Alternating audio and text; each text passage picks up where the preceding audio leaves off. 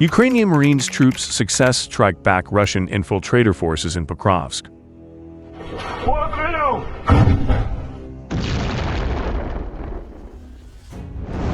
The Russian reconnaissance and sabotage group managed to cross the no-man's land south of Pokrovsk and take shelter in a building on the city's edge.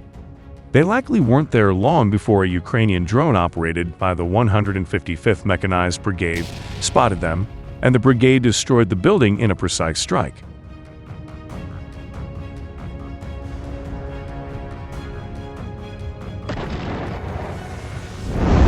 It cost Russia tens of thousands of casualties and hundreds of vehicles, marching the roughly 40 kilometers from Avdiivka to Pokrovsk.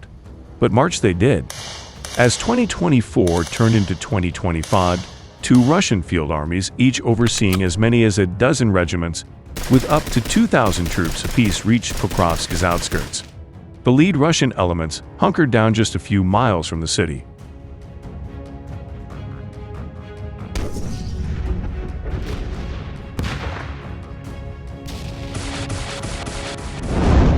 The Ukraine rushed reinforcements, including the newly formed 155th Mechanized Brigade with German-made Leopard 2 tanks.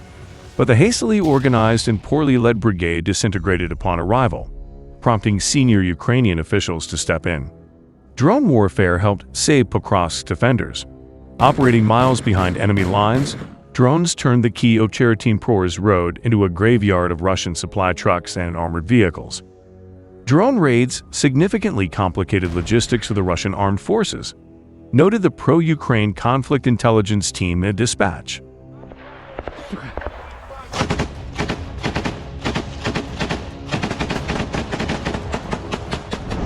Today, the 155th Mechanized Brigade is battle-hardened, and the Russian forces south of Pokrovsk are in worse shape. It's one thing for saboteurs to briefly infiltrate the edge of the city and die trying. It's another for a full-scale Russian assault to hold ground there. Still, Ukraine expects more attempts. The Pokrovsk direction is viewed by Ukraine's military-political leadership as the absolute priority for the armed forces of the Russian Federation.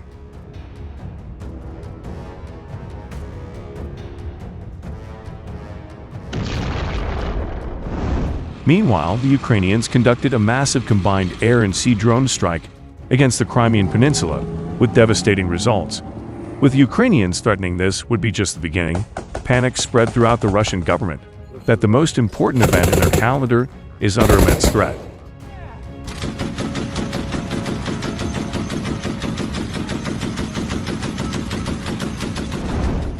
The strikes were widespread, with Ukrainian drones reported over areas including Zhuravlivka near Simferopol, Orlovka, Tarkhanket, and Yevpatoria, destroying numerous targets like an air defense system S-300, an Obser-3, Kasta-2E2, ST-68, and Ember radars.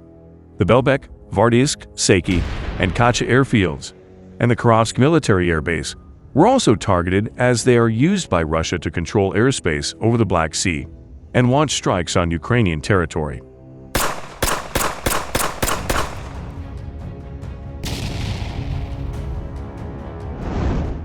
The important Russian radio-technical intel complex Zvezda near Stavropol was hit again, critical for Russian satellite communication.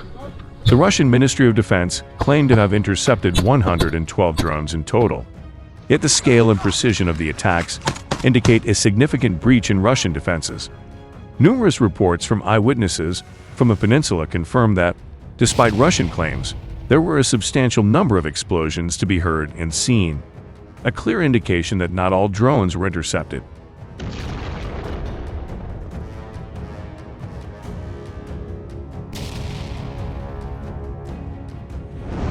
Unfortunately for the Russians, the redeployment of at least 280 highly effective air defense assets to Moscow has left other regions vulnerable without the necessary protection.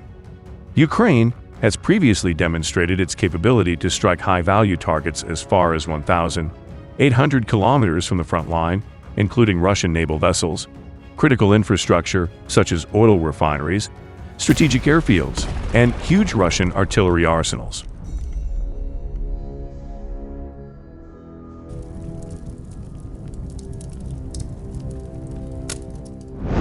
With Russian air defenses stretched even thinner, already depreciated by Ukrainians increasingly targeting and destroying these assets in the past, massive gaps are appearing in Russia's air defense network, with the recent strikes in Crimea appearing to be just the beginning of something much bigger.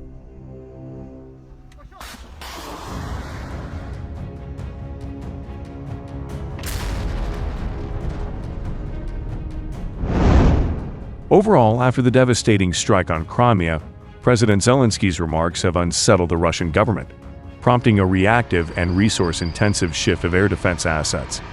By forcing Russia to concentrate huge amounts of air defenses around Moscow, Ukraine has created opportunities to strike elsewhere, potentially leading to significant losses for Russia in the coming days.